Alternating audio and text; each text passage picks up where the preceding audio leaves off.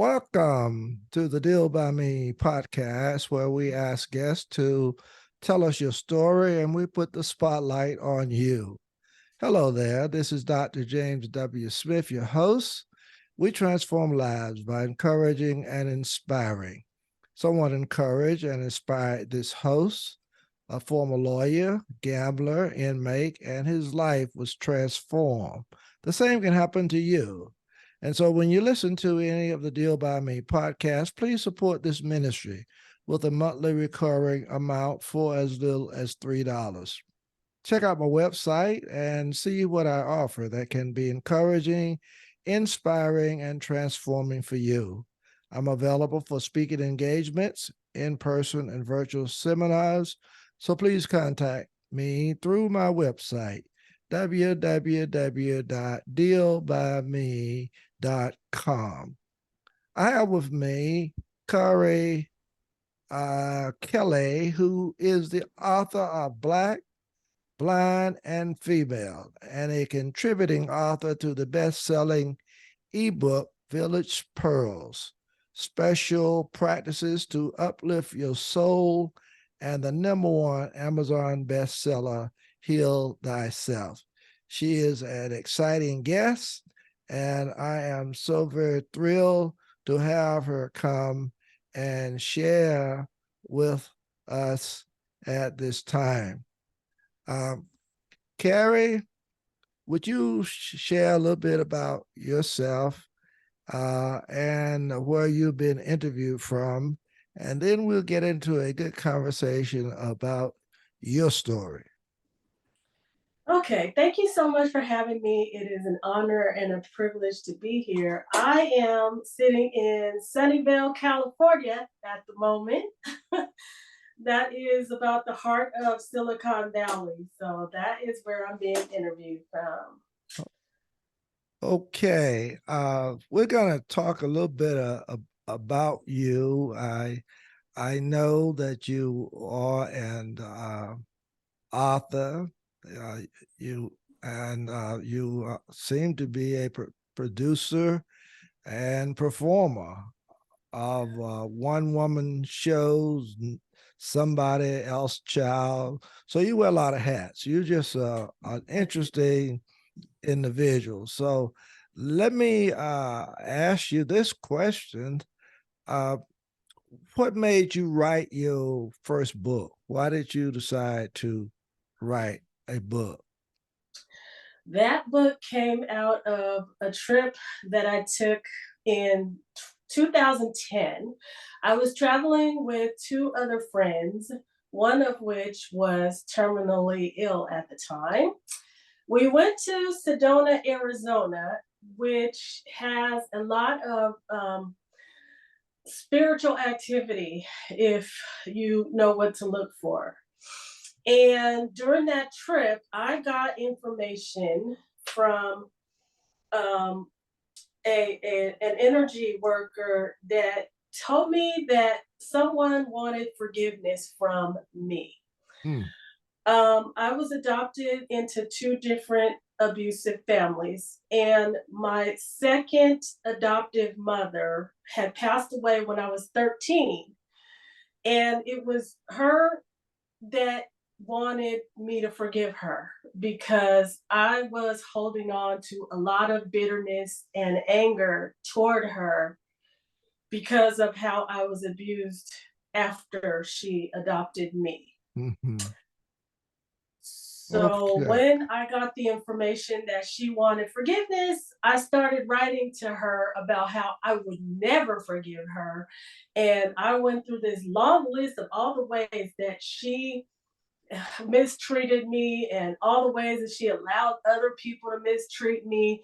And that's how the book got started. Because as I wrote down those things and came to terms with those things, I learned that I was letting go of a lot of the bitterness and anger that I had been holding on to. So as a tribute to my friend that was also terminally ill, and she had some similarities as my with my story, I dedicated that book to her, and both of us were Black, blind, and female. So that's how Hmm. the first book got written. Okay, that's good information. No listeners of this podcast will be interested in knowing because you really very accomplished, and that's something that's really uh, interesting about you. You know, when I looked at your bio and I saw that you're an author of Black, blind, and female, you know, it made me wonder and think, well, I know, you know, you are African American, I know you're female, and I assume that you are blind. And so, since all of that is contributing to part of our discussion and interview today, let me ask you, how did you lose your eyesight? So remember the part where I told you how I had been adopted into two different abusive families? Well, the first family that I was in the process of being adopted into, I was only 14 months old. And the mother thought that I did not like her because every time she came near me, I would cry. So, in her frustration, she shook me. And while she was shaking me, she smacked my head hard on a wall, and fluid built up on my brain. And I didn't get medical attention for 10 whole days. So as a result, I lost some of my eyesight. I do Okay. have a running joke about that. I say now that I have enough eyesight to get in trouble, but not enough to get a driver's license. And I have seen the way some of you people with normal eyesight drive, and I could drive just as bad. I love that. That's well said, Kari. Right. I love it. Now, you know, we often wonder about people who, you know, don't have as much eyesight as others, and we, you know, talk about, you know, well, how do they see this and how do they see that? So one of the good questions that I always like to ask, and I'm going to ask you now, what is the difference between eyesight and vision? You know, that's because that's it's always Oh. been curious to me. So talk to listeners of this podcast a little bit about that. I'm so glad you asked that because to me, there is a very big difference between the two. In Okay, so eyesight is the physical ability of your eyes to see what it can see within your radius, the radius of the ability to see physically. Mm-hmm. Vision is what you can see with your eyes closed. The vision is where your imagination and your mind take over. For Mm, example, if you walk into a room that is empty, your eyes can see the empty room. If there's mm-hmm. carpet on the floor, your eyes can see that. The paint on the walls, whatever color it is, your eyes can see that. But Mm-hmm. your vision can change the whole entire space. Your vision can imagine what color you want the walls to be, what kind of flooring you want to be, all Mm-hmm. the furniture placed just so, and what kind of things you want to decorate that room with. And you can completely see that full color image Mm. inside your mind. And that Okay. is what your vision is. Oh, I love that. I love that. That's so when somebody talk to me about eyesight and vision, I can always tell them that I interviewed a young lady who explained that to me perfectly. Listen to my podcast. So that's one way. That's the way to do it. I do appreciate you sharing that. Uh, Kari, I'm a minister, a pastor for 2 months short of 33 years. Wow. And I started this podcast about 5 or 6 months before I knew I was going to retire at the end of Mhm. December, past December, because I wanted to continue my ministry by encouraging, inspiring, and hopefully transforming lives. And so that's what I did. With your Mhm. podcast today, I think makes 90 guests that I have interviewed since I have started. And Wow. plus, I've been on a number of interviews myself with people interviewing me. So Mhm. I've been excited about this, but my podcast, I always ask guests who come on. I want to ask them if somebody uh, who may be going through some difficulties, and I like what you said about, the driving, you could drive as well as some of those who have good eyesight sometimes because they act crazy out there. So I know exactly where you're coming from.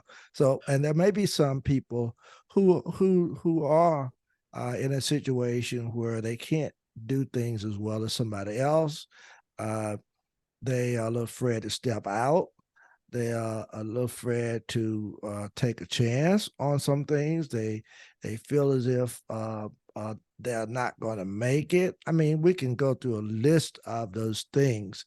uh, you are one who have actually seemed to have overcome those kind of struggles in your life, even though your vision is not as well as you Excellent. would like it to be, but you have overcome. So, what would you say to somebody who is in these situations that I've just listened? A word of encouragement or inspiration, what would you say to them? I would start with keep breathing. Mm, Focus on one breath at a time mm, and the space between the inhale and the space between the exhale. If you can start there, recognize that you are still breathing and you are still on this side of the dirt, right? mm, Because I wrote another book called Living Resiliently because there were days when I did not think I was going to make it. mhm, I would wake up in the morning feeling like, oh no, I have to get through another day. I wish I had died in my sleep. mm, And it just took me a while to start to appreciate that I wasn't dead. mhm, And the turning point for me was when I realized that I survived shaken baby syndrome and a traumatic brain injury when I was less than 2 years old. When I mhm, got that kind of miraculous information, mhm, I knew that I had a bigger purpose. And if mm, you're still breathing and you're still on this side, you have a purpose. Your life has value. And mm, I need you to recognize that. I need you to mm, recognize that you are still breathing because you matter and mhm, you are valuable and you are resilient. Chances are you've been through some things that you survived. mm. And when you recognize the things that you survived before, you'll know that you can get through what's in front of you now. Wow. What, what a word. What a word.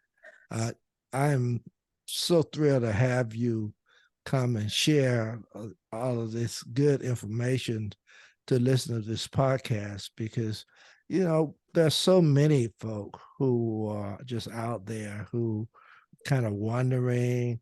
They don't know how they're going to make it from day to day. Mhm, They are mhm. depressed. They're down. They Yes. feel out. And Yes. just to hear somebody who in your position to share that with them, is something that I always aspire to try to ask people to do when they're on my podcast. And you've done an excellent job of doing that. And I want you to know how Thank much I you. do appreciate that. Thank Tell, you. yeah, tell us or talk to listeners of this podcast uh, about uh, some of your work. I don't know if you do inspirational speaking. I don't know what you do, but if somebody is interested in contacting you or getting your books or whatever, how can they go about doing this? My work is all wrapped around child abuse prevention. Okay. So all of my speaking, all of my one woman show from garbage to gold, all of my books are on my website, voicesofresilience.com. You can Okay. find me there, you can connect to me there, and all my social media connections are also on that website. Yes, Okay. That's Voices Are Resilient. voicesofresilience.com. Yes. Okay, good, good. Okay, we'll make sure that we allow you to share that website again Okay. before we end the show. But Okay.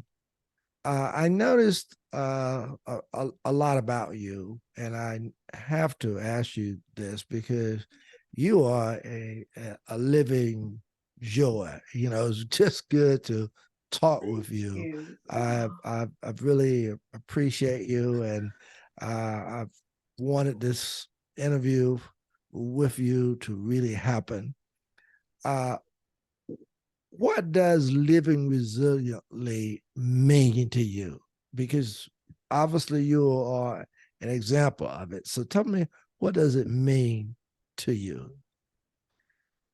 It absolutely means recognizing the obstacles and challenges that you have already overcome so that you can celebrate the fact that you have overcome some things.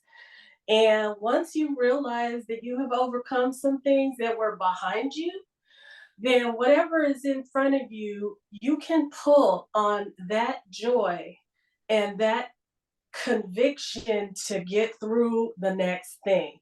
There are times like all of my one woman shows, the three that I've done, they all came from my desire to show people, number one, what the abuse can look like so that people can see it and recognize it so they can do something about it to get the child out of harm's way. I Mm-hmm. also did them so that people can see there is life after recovery, after abuse. My life is so beautiful now. There's no way that I would believe that my life would look like it does now. Mm-hmm. Nobody could have told me when I was that 17-year-old girl sitting in the psych ward after attempting suicide that I would be an inspirational speaker, an international best-selling author, Mm-hmm. and the performer of one woman shows that inspire and excite people. Nobody could have told me that, but here Mm-hmm. I am. Wow. So I'm living proof that you can get through your challenges and you can do it with help. If you reach out, help will show up. Mm. That is so powerful. I'm a witness to everything that you just said. You know, Mm-hmm. Mm-hmm. my past and experience, my background has been one where I've had to face these challenges. So I Mm-hmm. know exactly what you're talking Mm-hmm. about. You know, I remember Yes. when I first came uh, out of confinement, my mom told me, she said, you can go and lie down in a ditch if you want to. You can rub your head in the sand, but folk will come by and kick dirt on you and put your head further in the sand. But if you would just get out of the ditch, take your head out of the sand, some of these same people will give you a helping hand. So that's kind of the route it seems that you have agreed to take also, you know. And so that's exciting to hear, you know. Uh, I was also looking and reading a little bit about your profile, of your profile rather, and what I saw is this, and I read it for listeners to know that you are the creator, producer, and performer of your one woman shows. Somebody else's child, three chairs, and from garbage to go. Uh, and you have presented to and entertained audiences and VIPs at sold out events all around Northern California. So, can you kind of talk to listeners of this podcast uh, what how your performance goes, or what do you do, or is it more acting, or is it more of talking, inspiring? What kind of performance is it? Let me start with From Garbage to Gold. It's Okay. more like dramatic storytelling Oh, okay. where I'm basically telling the story of my life. Oh, okay. I use a lot of different voices. Like I take on different characters of the people in my life, Mm-hmm. and I try and give them their own voice and their own personality. But the bottom line for From Garbage to Gold, there was a time when I really thought that my life was no better than the garbage. I got And you. in that show, I actually put on a garbage bag and talk about how I felt like I was no better than the garbage. Oh, And okay. then when I take off that garbage bag, I have this brilliant gold dress on, and I throw the garbage bag across the room, and I say, "I am not the garbage. I am gold," right? Oh, wow. Because the life that I have is worth its weight in gold. And Mm, there are people that will try and make you feel like your life is no better than the garbage. That's what I was being told for a large part of my life. And as long as I believed that I was no better than the garbage, I lived my life in such a way that I was throwing each and every day away, mm, mm. doing doing things that put my life in danger because I didn't care. And at one point, actually, it's not really at one point. There was always this little piece of me that did not believe that. Mm, It was like if you take a pin light and shine it in the deepest, darkest hole, mhm, wherever that pin light is, that's mhm, where the light is. And when you mm. can focus on that one light, it might get a little bit bigger. And for me, that light got so big that it covered me in gold. And that's Oh, where the wow. story From Garbage to Gold came through. Wow. Now I value my life and I value the lives of other people that I believe as I heal, I can help other people heal. And the more healing there is, the less Mm. darkness there is. Oh, wow. What a powerful story and powerful sayings. You are you're amazing. That's all I want to say. You're amazing. You, you, you, you're speaking to me. I've kind of been where you have been from a point of a Yeah, fall. yeah. So just to hear you talk is really encouraging and very, very inspiring and motivating. Uh, you talked earlier about when you went to some place, I believe in Arizona, because someone wanted forgiveness, uh, and you shared a little bit of that, and I was impressed with the way you shared it. So I need to just ask you, what is your definition of forgiveness? How do you how do you see this? Oh, forgiveness. My definition of forgiveness. Wow. I'm so glad you asked me that. My definition of forgiveness is for me to choose to hurt and suffer less, even though I am wounded. Mm, And I'm saying that slow because I want people to get that. I really mm, want people to get that. When I got that definition, it opened up the whole world for me mm. because there's another saying, I don't remember who said it, but they said, holding on to bitterness and anger is like for you to drink poison, expecting somebody else to die, right? Mm, And mm, so if I have the definition of forgiveness where I get to choose to hurt and suffer less, that's like if I did drink poison, that's my choice to get the poison out, right? That's mm. me finding ways to release all that poison.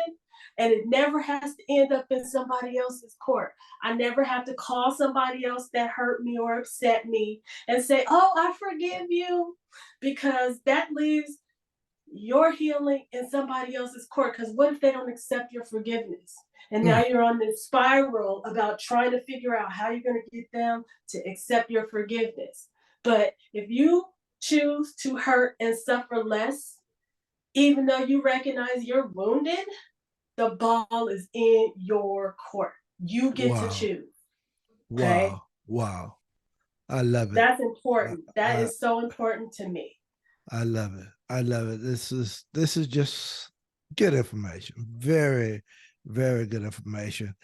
Well, I'm about to end the session with you, but you you shared so much good stuff, and I can feel uh, some joy within all that you say.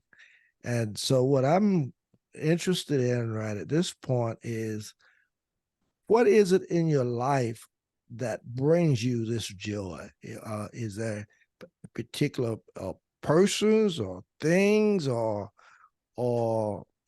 whatever? What is it? Can you talk a little bit about that for us? I can. I can. It's two things.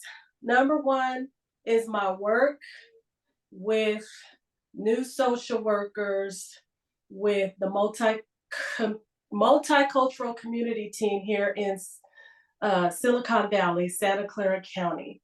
I get to share my story with new social workers that are about to start working for the Department of Children and Family Oh, Services. wow. They get to hear my story so that when they get to place a child in a new family that's going to adopt them, they can be careful about that. Hmm. The second thing that brings me joy, and it's so funny because even though I'm married, I never gave physical birth, but I have four beautiful grandchildren, and they are 15, 13, 8, and my little one will be 2 in about 3 days. He is the youngest and the only boy, and they are a constant source of joy and pride and happiness. I mean, I didn't have kids, so I didn't know what I was missing. There's Hmm. a saying about if I had known how much fun grandchildren were, Hmm. I Hmm. would have had them first. So I lucked out. I got to have them first, right? I love So that. I love it. yeah, it's beautiful. They all live with us. Their parents and the four, they all live here, and it's just a beautiful thing to have everybody under one roof. Now, it Mm. does get challenging sometimes, but for Yeah. the most part, I am so happy to have them. Oh, that sounds great. I was I was curious because I'm finding that joy is very interesting as to how people see it. Because I have a good minister friend who ministered for I know years to the inmates on death row here in North Carolina Mhm, Central Prison, mhm, and mhm, he wrote a book on finding joy on death row. mhm. And I mean, it is awesome. It was almost like, how can somebody find joy on death Right, row? right. But when he goes through that book, you can feel it, you can sense it, Yeah, you can. you just see it, and Right. it is awesome. So I just want to thank you, Kari, for coming and sharing your story and sharing it to listeners of this podcast. And I want to give you the opportunity to tell them again your website and how they can get more information on you.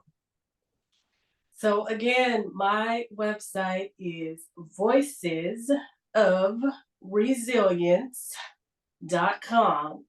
Everything is there.